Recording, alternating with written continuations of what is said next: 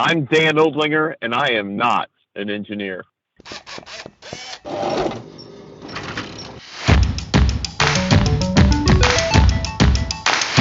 Welcome to the Structural Engineering Podcast. I just played one quick teaser line of our conversation, and I bet you're wondering, then why should I be listening? Well, today we've got a unique episode with Dan Oblinger that we've wanted to do for a while, and we think it'll be informative, and that, like it or not, you certainly should hear and think about it. Dan is most professionally a hostage negotiator. But second to that, and the conversation that we'll benefit from today, is Dan's practice as a business coach, helping to explain the mysteries of leadership, active listening, and negotiating.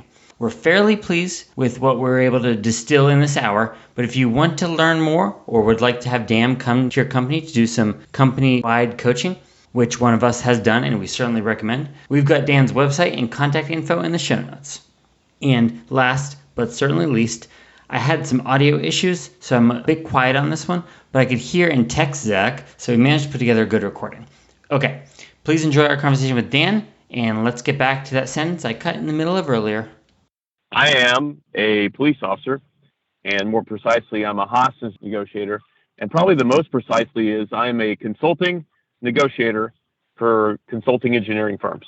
Well, thank you for joining us. We're excited to get into questions with you. Yeah, let's go. I have to start on a non-engineering specific question, but just out of my curiosity, what made you want to be a police negotiator? How did you get into that realm to start? Well, from an early age, wanted to be a police officer. My education and kind of development took some twists and turns, but it came back to policing. I became a police officer in 2002, and very early in my career, I had an incident that I was thrust into as a regular patrol officer that was a crisis hostage negotiation incident. And I write about that in my book. Many of my keynotes feature that story. Certainly we play around with those dynamics in the workshops I do with engineers. But that's what turned my path down towards emotional communication, active listening, and negotiation principles. Before that, I had some other interests in law enforcement. It's a very broad endeavor. There's a lot of different ways you can specialize, but I've certainly specialized in mental health and crisis negotiations, and I really point to that one formative incident as the turning point. So, as you've already mentioned, you're not being an engineer, and we're on a structural engineering podcast. So, how would you say being a police negotiator and having that training, how does that connect with the business world and specifically the AEC? That's the question, I think. That is the intersection between what I can do for you, right, and what could be done with me from the business side of A, E, and C companies. And what's interesting, too, is how many companies now are bringing all those three letters under one roof. And then, therefore, the even more important aspect of emotional communication. And that's it. That's the thing that I do. If I couldn't do that for engineers, there'd be no reason for us to work together. I can't make you a better engineer in the sense of like a technical design professional. Like that's not what I do. The people and the PEs and PTOEs and the data scientists and the validation engineers, the folks that I work with are already very good at their craft. The reason why they work with me is because they want to be better at business and they want to be better consultants. So what I like to say is I am the consultant to the consultants. And the reason why is that we do what we do for other humans and with other humans. And that means that in addition to whatever technical skill we have, it really is important for us to have a clean skill set of negotiating strong agreements with the people we work with and for, and being able to talk about hard things in our culture. And when we're talking about the strategy that guides our technical skills. I think that is probably, it's kind of separates the amateurs from the professionals in y'all's industry, is everyone's pretty good at being engineers. The companies that thrive and grow and innovate and acquire are the ones that master the business side. And when you look at how they do it, they really tend to do it by mastering their sales process, their business development process, and by mastering the talent retention and acquisition process. And those two things are heavily determined in terms of success by how we do business with other people, how we talk with them, how we listen to their needs and wants. That right now, if you're looking for a competitive advantage, I get to go all over the country with folks in your industry. The people that are really having that advantage are the people that are focused on those skills on the business side. That's wonderful. We're going to first ask about the skill set for negotiations that you mentioned. If we're sitting in the negotiation side, how do you prepare for negotiation? Create a plan? Do you set goals ahead of time? I know it's just a piece of what you just mentioned, but we'll take it into slices here. It's a big one. It's a big question. Negotiation it starts with thinking right about, some people call it mindset, but if you think right about an activity, then you will be able to do it right. And there's some stuff in between. But if you orient yourself towards the activity first, you'll begin to see opportunities, and also you'll build a firm foundation. So just to begin, like a good definition for how we approach negotiations. I think the reason why what I do, the system that I've developed, working with other great negotiators, and then working with a lot of people in your industry, is maybe best described as a relationship-based negotiation. And so if we apply it to business development, it's a relationship-based business development. If you apply it internally, it's a relationship-based teaming or relationship-based talent management. Because the consistent feature for A, E, and C across all those disciplines, and then across all the different technical practices within a consulting engineering firm, whether it's structural, MEP, environmental, traffic control systems. Like, the thing that's consistent is that it's about relationships. Like, we want to have a great relationship with our client so that we can continue to work with them on the project, obviously, to deliver it, but then also downstream, that they'll continue to come to us and increasingly over time find us to be the sole source of the professional design services that they want to purchase. So what we can't do is do what some salespeople do, which is sacrifice relationship for a big sale. That's just not going to work for us, because then we have to work with the client to deliver the project, right? We need their input, and we need oftentimes data from them. There has to be an ongoing relationship of trust. So the foundation is a good definition of negotiation that respects that fact. And so the definition that I would propose to consulting engineers, especially structural engineers, is that negotiation is an activity, right? And it's also that kind of communication, verbal communication, where we come to a strong agreement with our counterparty. It's non-violent. It's not based upon leverage or authority. And the key here is that all parties in the conversation have the power to say no. In other words, it is a consent-based close. It's a consent-based agreement. Those are the strongest agreements. They are durable and they will last. So if you begin with a good definition, immediately, if it's a human performance activity, which it is, then it's about habits that are formed through proper skill formation. So in other words, we are going to study the constituent skills to make strong agreements. And then we're going to hone those skills until we have great habits, because negotiation, and I'm preaching to the choir with most engineers I work with, it's kind of scary. So we need good habits, because skills and knowledge evaporate when things get tough. We want habits, and we want a team concept, and we want a systems-based approach. So that's kind of my 30,000-foot view at negotiation in the realm of architectural engineering and construction services. So how do you say you typically get those skills? Do you learn from maybe the people around you? Do you suggest, reading books, obviously listening to you and learning from you as well? But what would you say is a pretty good way to learn and kind of hone those skills? Okay, this is cool. So I just got back from like a 4-day camping trip with a bunch of Cub Scouts. Okay. So I think, at least in the Midwest, especially, if you want a great primer on skills, let's talk about making a fire. So let's say you have no knowledge of how to make a fire, but you've got everything you need in front of you to make a fire in multiple ways, right? You got all the tools, right? I'm going to assume your company's giving you the tools to make the fire, but you don't know how to do it. You guys tell me, what are some ways that you're there, you need the fire, you have everything, that you need to make the fire, but what you lack is the capacity, like the capability to do it. There's an element of knowledge. There's an element of skill, right? So how would you acquire the knowledge and skill you need using the tools you have to make a fire? Give me some different ways. Yeah, somebody that has experience making a fire, or I don't know, watching a YouTube video on how to make a fire. Okay. No, this is good. This is good. These are two of the like great ways. There's kind of a third way.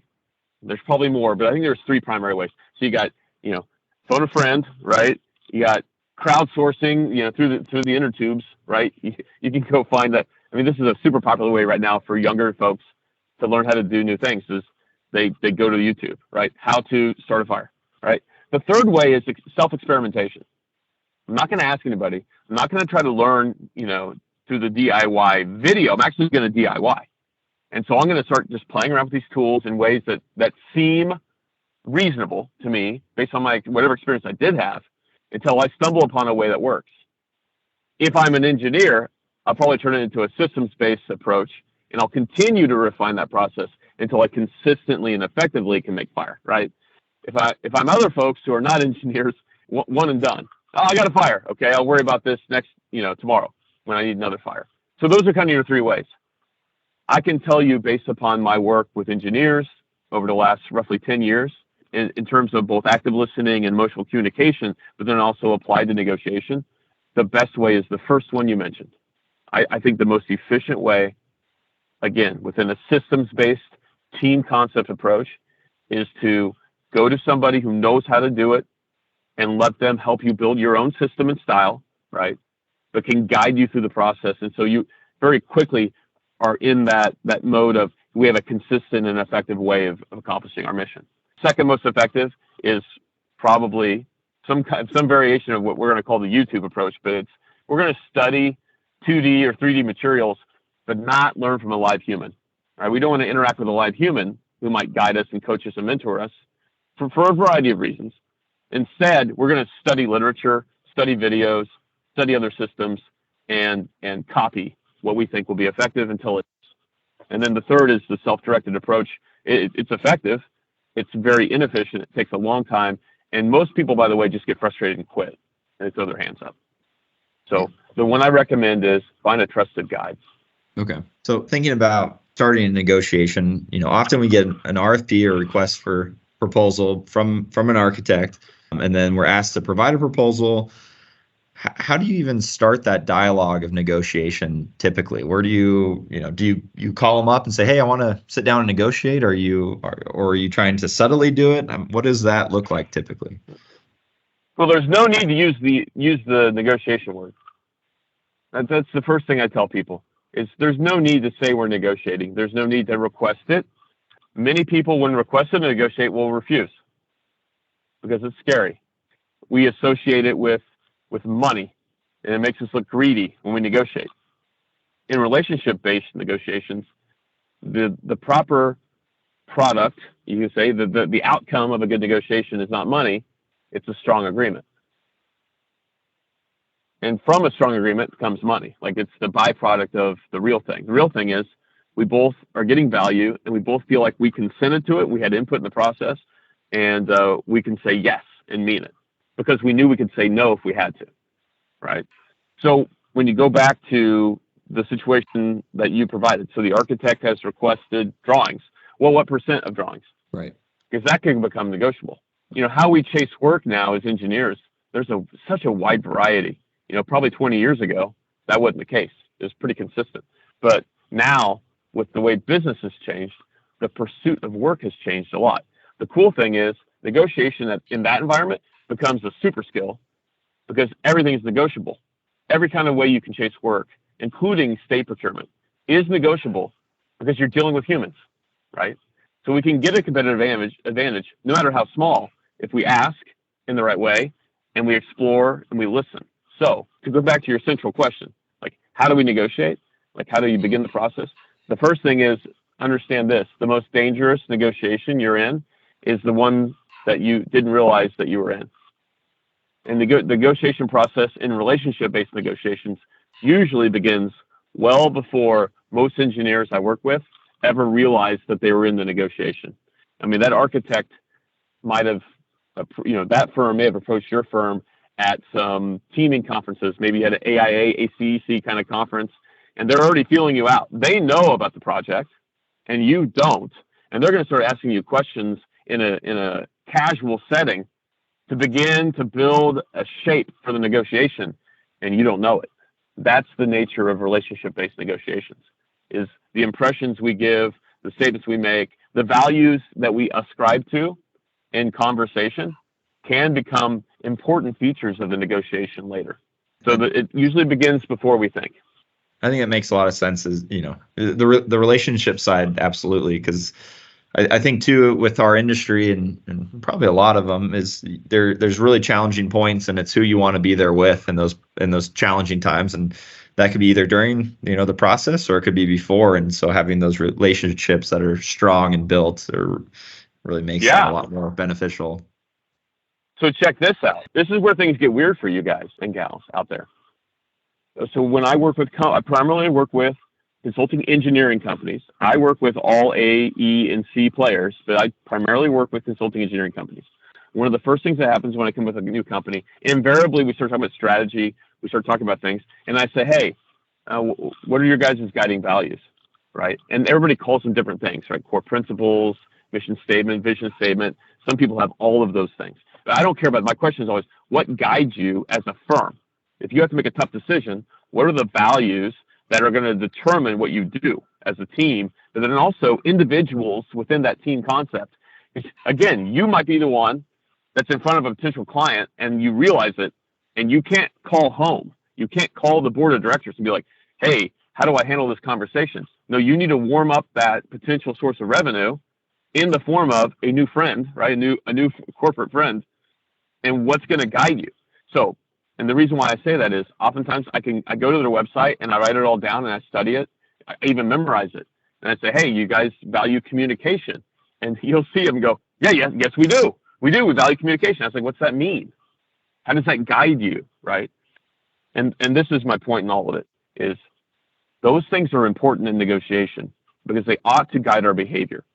And if it's consistent and it's a feature of the culture, so much so that within a year, new designers know that that's something we value because they've seen it in action and they can grab it and touch it. They know practically what that means in terms of behavior.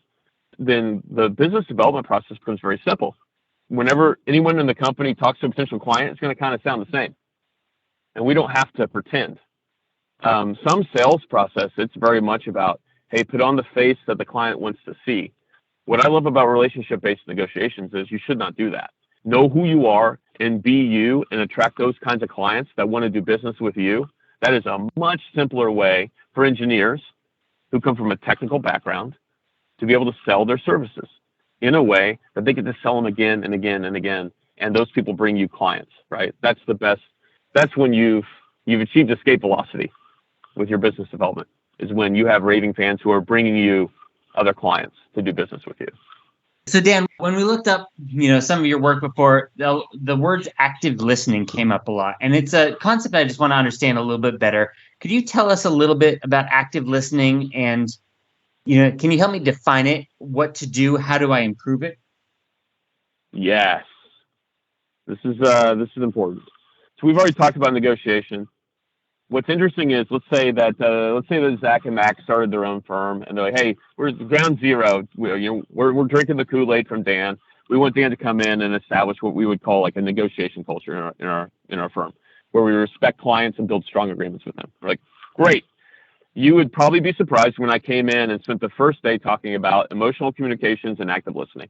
And what I mean by that is emotional communications is where we treat emotions as communication. The behavior and the emotions that are expressed to us are powerful communication, and we're just going to learn how to run with that. For engineers, I find this is like the first hump, and it's a small mountain. You get over that, and all of a sudden there's this whole world of communication that opens up, and a lot of situations that seemed impossible in trying to communicate with colleagues and potential clients become very manageable, right? And the system we use within that is active listening. It's a framework. And active listening, it's a very specific name. It's not just listening that sounds cool because it's active. Active listening refers to the FBI model of active listening. There are 8 techniques that operate as a system, and they're designed to build good habits in listening. Like each of them, I actually like to call them the 8 habits in listening. When certain things happen in a conversation, out of habit, which again appears natural and authentic because it is, out of habit, we just respond with a really great listening habit. Active listening is designed to generate storytelling on someone else's part that allows them to be the storyteller and allows us to be the student of their life. And it can be scaled up and down.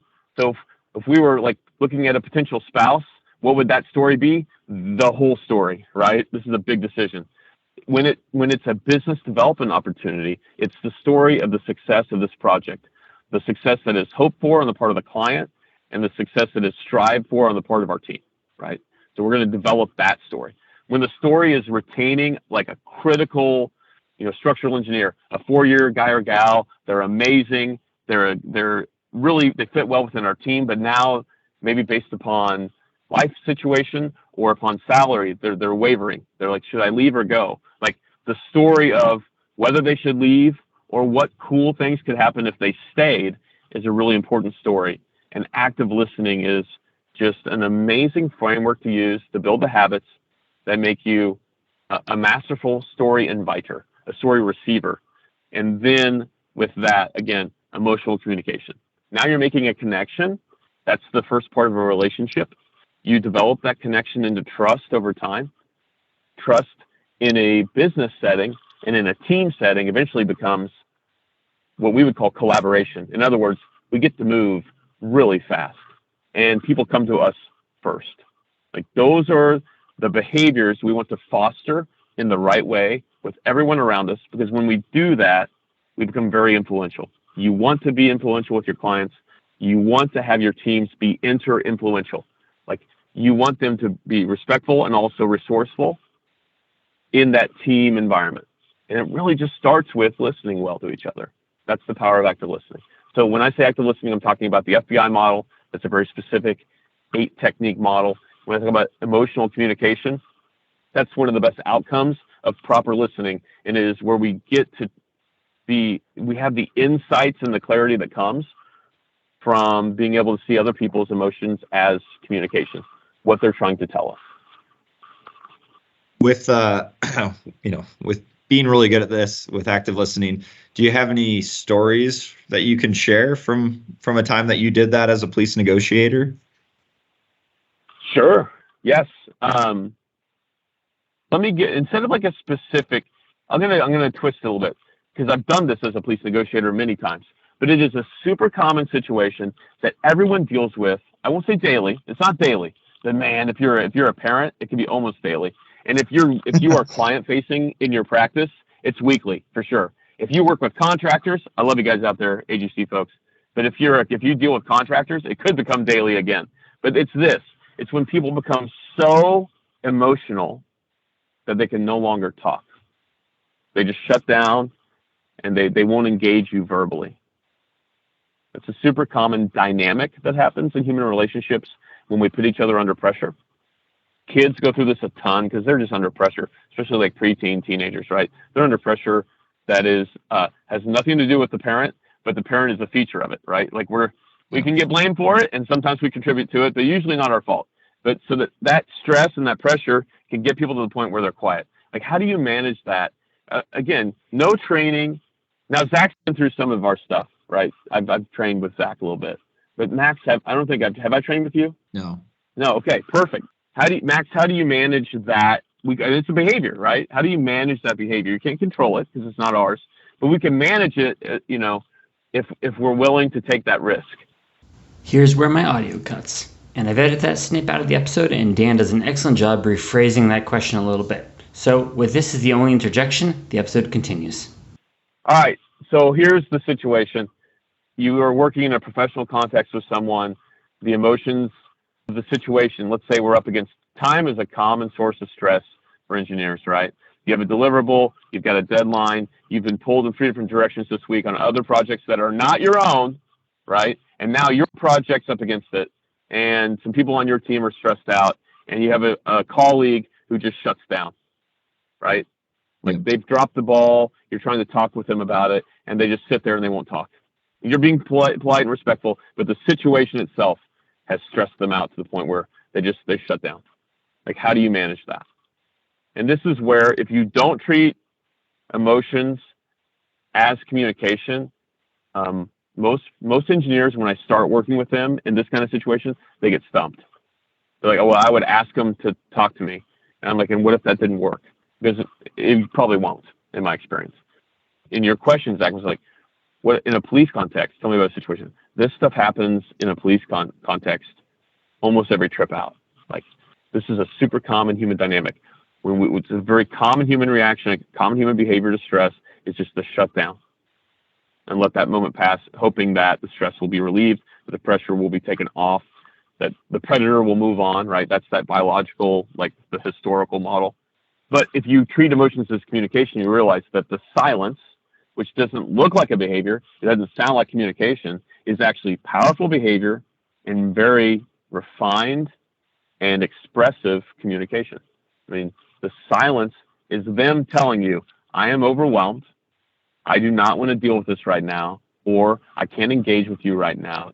I either need space or time, or I need some kind of guide. I need something to get going. So right now I can't talk. And so the recognition that comes from being a good active listener is to recognize that is behavior, that is communication. This is the most likely thing, because it's silence, you've got to do some interpretation, right? This is the most likely thing they're trying to communicate with this behavior and this emotion. And I've got, it starts with 8 options in the system. Very rapidly, you'll down select to maybe like 3. And this is where the habit comes in. If I do this habitually, I can do it, in a split second. I'll recognize, silence is a communication. It's communicating an emotion, and it's communicating a lack of capability. So let's just address that directly. And so a good habit is to make a gentle observation.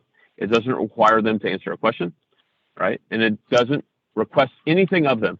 It's just creating some space. And you say something like, Zach, it seems like you're overwhelmed. You don't really want to talk about this right now.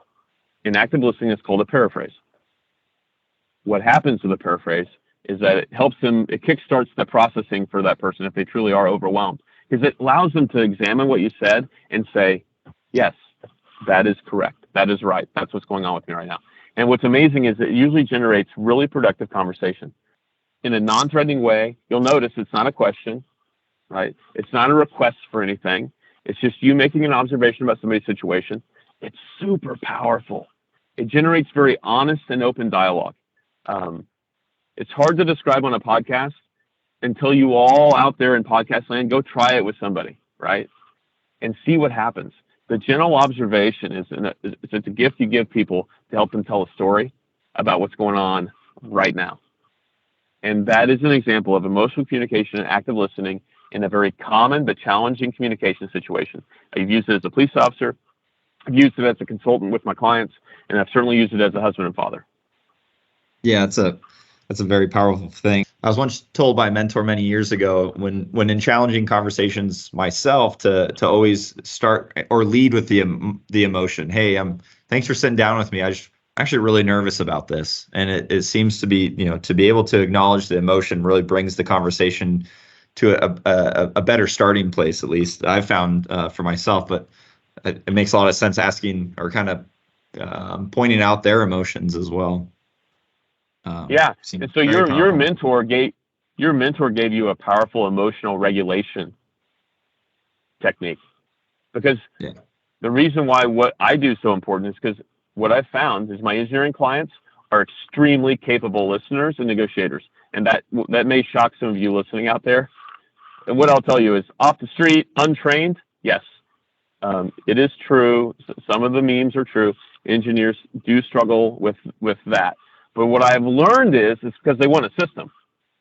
If you give them some basic principles that are rock solid, if you give them some framework, right, in a system, they thrive.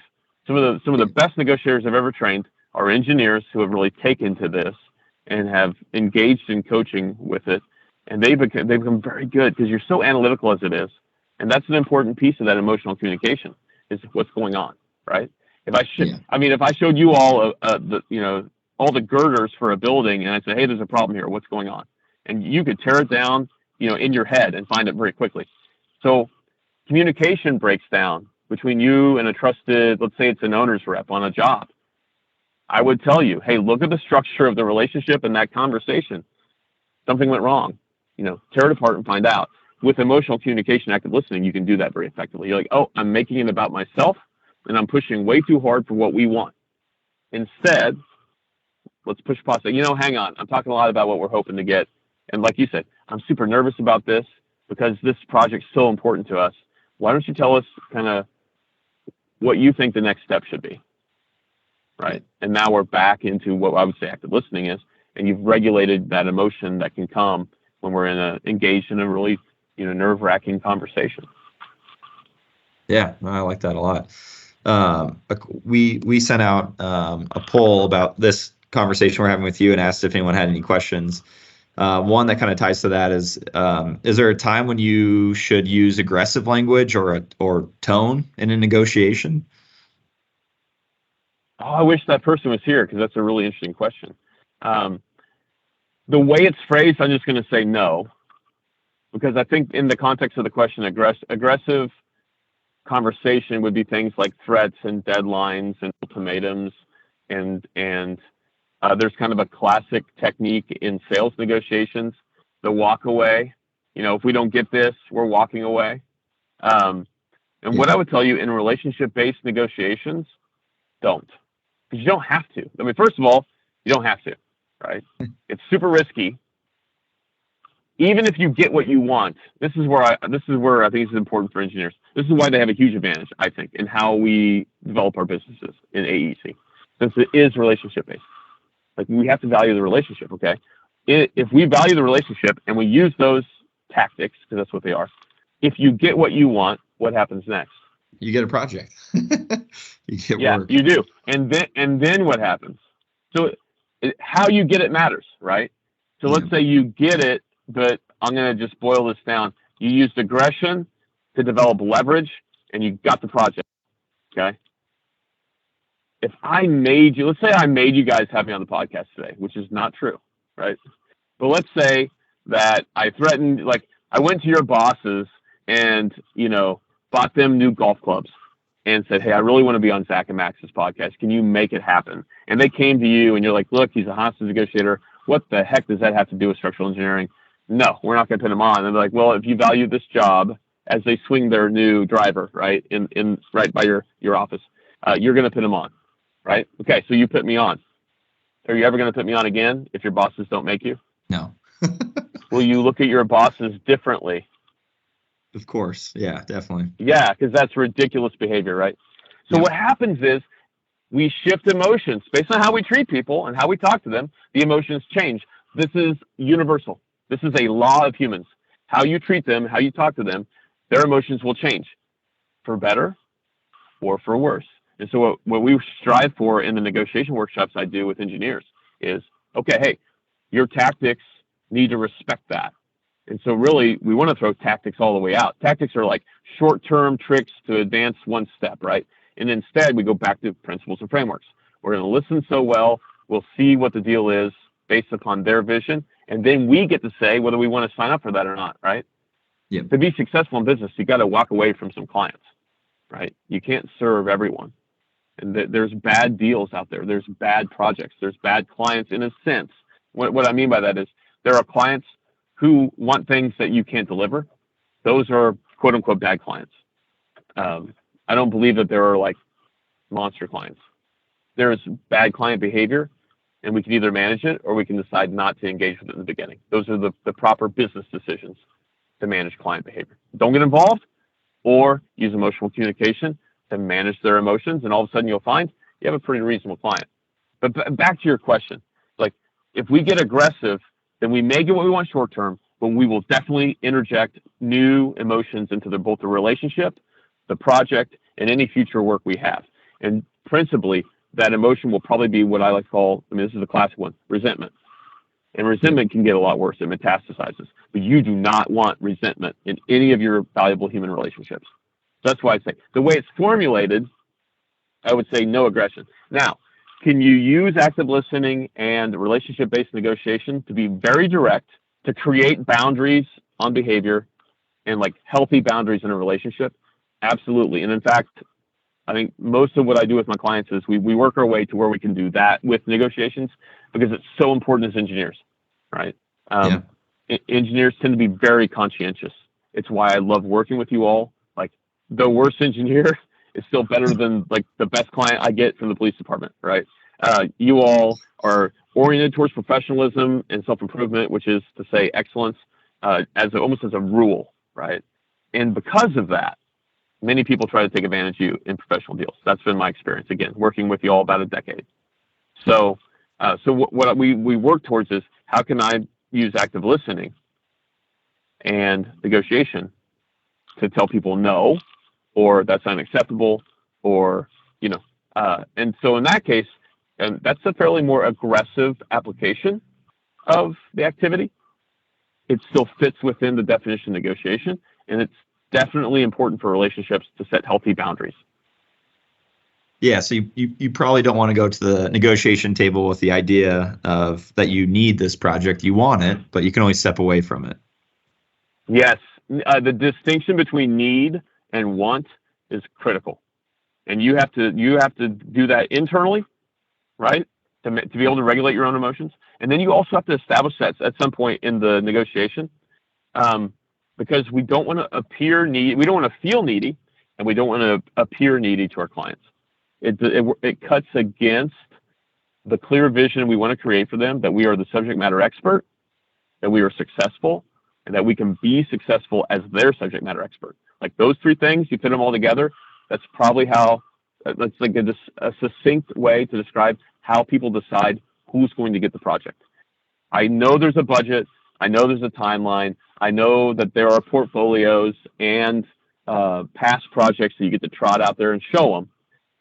But the decision happens when they decide that you are their subject matter expert, that you are successful, and that you will be successful for them. When they can see you delivering their project the way they want it, how they want it, that's the emotional decision they make. Everything else works, it assists in that process, or, by the way, doesn't. So I often hear too about people saying a successful negotiation is where both parties win, or a win-win negotiation. Is that always true? Sure.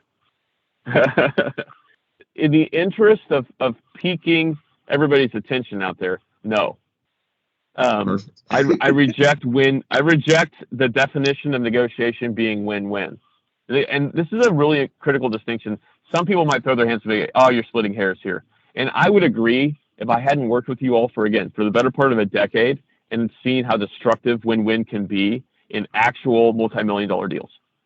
And, by the way, actual like hiring and retention situations, because it's not just about money, right? Some of those strong agreements are, I'm going to work at this company for 20 years, and the company honoring that and like delivering, right? That's a strong agreement.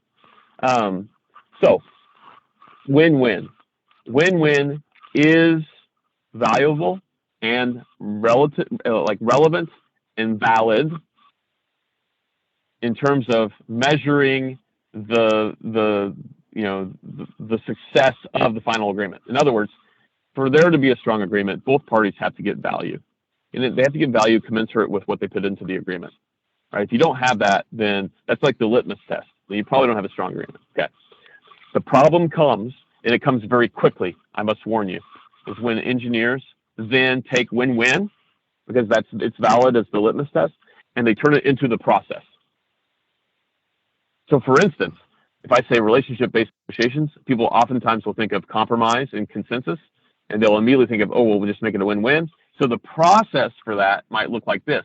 Hey, if you all show me everything you want, then we'll show you our budget on this project, including our fee, right? I'll show you anything you want to know about our process.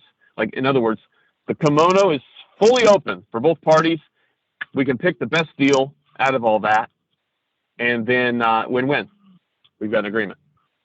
And that is not a good way to negotiate a strong agreement. The principal problem is this: like, you don't know what they're doing. You don't know if that's full transparency. So in other words, we want to think we're all sheep and we can have an honorable sheep's agreement, but the problem is there's wolves. And wolves do not come to the table and say, hey, I'm a wolf. They don't say, I'm a win-lose negotiator. I win, you lose. They come to the table, and what do they say? They say, hey, let's meet in the middle. Hey, it's win-win. If you will give up this dearly held central principle of your firm, if you can let that go, then we'll give you some money, and that's a win-win. What it really is an emotional compromise. It leads to resentment, the same thing we talked about earlier. That's the danger of win-win. If it becomes our process, it will almost always create neediness and resentment. Yep. So instead, the follow-up question is, well, what do we do now then if it's not win-win? No, again, win-win is a litmus test for the very, very end. The better way to approach it for a relationship-based sales, you could say, really negotiation, is deep discovery. Find out what they want, why they want it. If they get it, what they can do with it. If they can do that with it, what good things will change for their organization or their constituents in the case of like a public partner, right? The state DOT. If you know all of that in the process of deeply discovering it, you will earn their respect as an expert and as a great communicator because they get to tell their story, right? It comes back to storytelling. And then you'll know, by the way, if this is a project that you want to do. And you'll know also the right fee to ask. And if they can't give you that fee, how much we're willing to bend. And if they can't, then we'll know to wish them luck and ask them to keep us in mind if their situation changes. Like, I'm boiling it down to the most simple possible elements, but that's what it might look like. To go back to your aggression question, at some point in that process, you might need to quote unquote get aggressive. But the way you would do it if you wanted to maintain that relationship is instead of like, okay, the classic ones walk away, right? Instead of saying, look, if you can't give us this fee, then I guess we're going to walk away, right? And that creates a bad dynamic. If you were to be a negotiator from the relationship-based school, you would say something like, hey, if this is the fee we're requesting, we think it's fair. If that's not possible and you all need to walk away, we totally understand. We respect that. I listened to another talk you gave, and someone had asked you what books you would suggest. And beyond the ones you've written, you would also suggest a book by Jim Camp that is Start With No. And you said this would really sit with engineers out there. So I read the book over the last week before this to kind of prep for questions and to get into the mind of a negotiator, I guess. And I couldn't agree more with what you said of like, this is, really sits with me. And a lot of what you're saying is like, once you can get to that no point, you really are finding the limits. So you're understanding your adversary, let's say, as Jim Camp likes to put. Yeah, he likes to use adversary. I like to use counterparty because your counterparty might eventually become like your best client ever. So, but yeah, what I just described is right out of camp. Jim Camp would smile right now because it's inviting the no. Which sounds kind of weird. Why would we invite the no? This is where, again, this is another little mountain that engineers need to climb and get over. And then you'll see a beautiful valley on the other side. Is no is good. No is powerful. No is the foundation for true human relationships. No is the foundation, if you'll go back and analyze it, for all your best clients and the projects you delivered for them. Is because if you're in a situation where you can't say no or you are afraid they're going to say no, you're not going to listen, communicate, negotiate, or consult the way you ought to. That's a t-shirt. Should be on your boardroom wall, what I just said. And I hope there's a lot of executives out here listening to this podcast right now, whatever time and place you're listening to it, going, Zach and Max and Dan are right. Because so much of my angst and stress comes when we just can't tell people no. Or when we're afraid they're going to tell us no. And so we don't ask that question. It couldn't be, a great one, scope creep. They ask us for additional work on a project, and we're afraid they're going to say no, so we don't even ask for the supplemental fee. That's madness. It's crazy. It happens every day. Scope creep is such an important thing to track as from the whole industry, but as a consulting engineer, it's something that I would say most younger engineers are fairly concerned to have the conversation about. How do you see success occurring when trying to bring up scope creep? I guess the conversation with clients. Well, without giving away my entire up to 2-day workshop on project profitability, AKA scope creep killing. I think the most important thing is that relationship. And so this is where people are like, I know the relationship is the problem. I'm like, relationships are never the problem, as long as we have healthy relationships. Young or inexperienced or emotional project managers believe that they can buy satisfaction from their clients. Now, they'll never say it like that. And if you ask them that as a yes or no, they'll be like, no, but the behavior tells the truth. And scope creep, when I use those two words together, we think we know what that means. And we think what it means is we do extra work without extra fee, right? Just to have those project managers fully realize that scope creep is amazingly beautiful and good. Like, just start with that. The emotions of the situation will begin to change, and that's good for us because they want more of our design services. What universe is that bad? They want more of what you want them to want you for, right? The negative emotions come when we realize now we need to have a discussion of fee. And then we feel needy because we feel like we're going to look greedy. And also, by the way, some of us want them to be our friends. Right. All of those things are healthy desires. Like, who doesn't want friends? Who doesn't want to be fair, to be seen as fair? And nobody wants to be seen as greedy. But we got to be seen as a professional before you can be anybody's friend and before you need to worry about fees. Because if you don't look professional, everything falls apart. Your whole relationship with your client is based upon their vision of you as being a professional provider of design services. If they begin to doubt that, we're in trouble.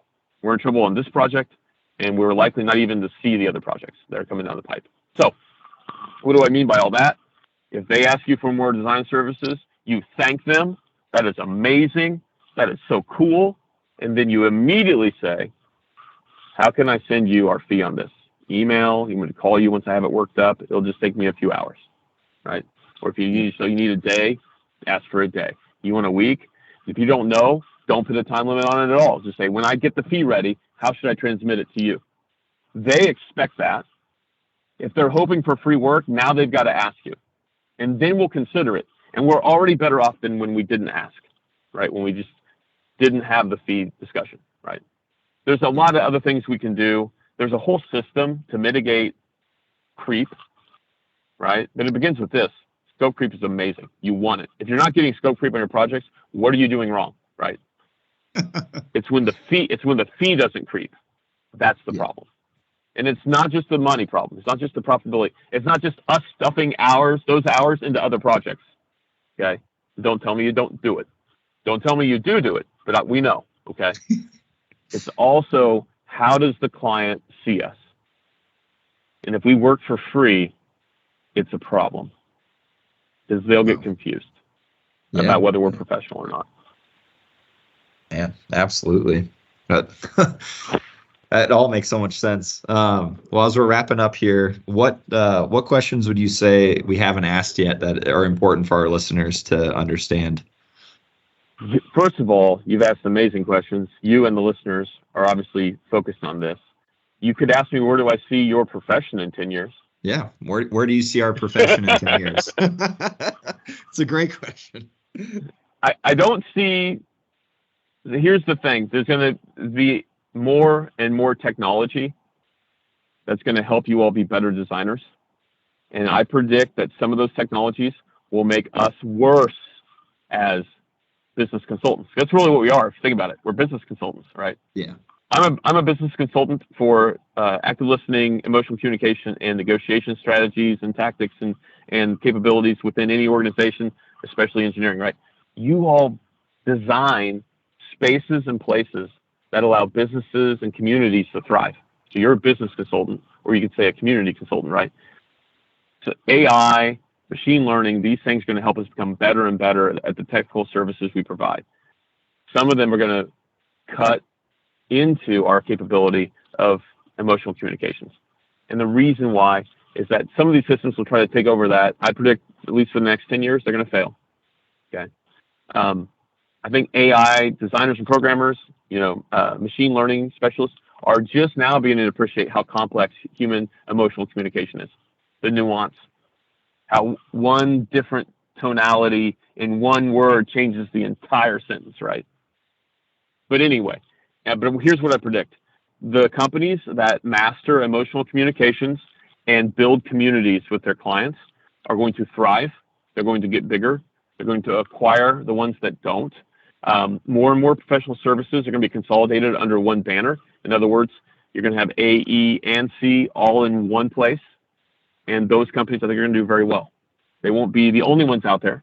There's just so much work for everybody to still be able to make a living, right? But the ones that are going to thrive, the ones that are going to attract young talent are going to be those companies, which is, I think, unfortunate. I don't think big is beautiful. I think big's powerful. I think small is beautiful. So I try to support any companies that come my way, no matter how big or small they are.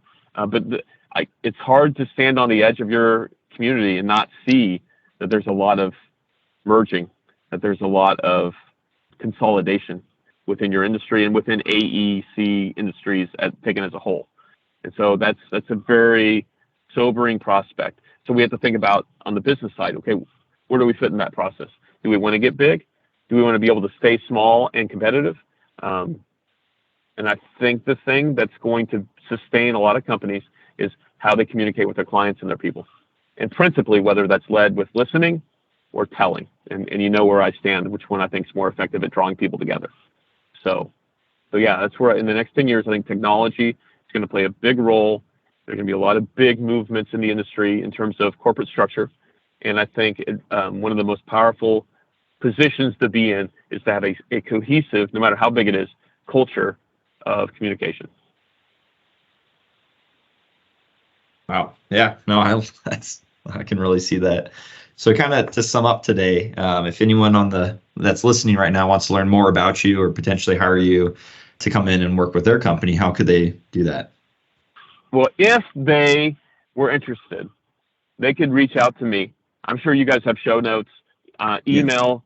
I'll give you my email, my phone number. My website is masterlistener.com, and you can go check that out. There's even a form you can fill out and send me kind of your thoughts on a project, and we can start that collaborative process. If you tell me you are a listener to the Structural Engineering Podcast and that you heard Zach, Max, and I talking about this topic, then I will give you a free 30 minutes of my time. And that, by the way, I find to be very valuable. Others, maybe not so much, but it's very valuable to me. But I will give you 30 minutes of my time for free to consult with you on the state of affairs for you or your company in terms of the things that we talked about in this podcast. And I'm going to invite you to tell me the story of how things are and where you'd like them to be. If I can fit into that and you think that's a smart move, then maybe we can do business together. If you just want to get some free strategy and get your head on straight about things, then that's your half hour. So just reach out to me and mention this episode of the podcast, and then we'll schedule a free 30-minute discovery call. Awesome. Well, thank you so much, Dan, for your time, and we really appreciate you being on the podcast. Absolutely, you guys. And it's clear you've done your homework. You've probably read my book. So if people want to read the books, they're on Amazon and show notes, right? Show notes. Thanks so much for having me on.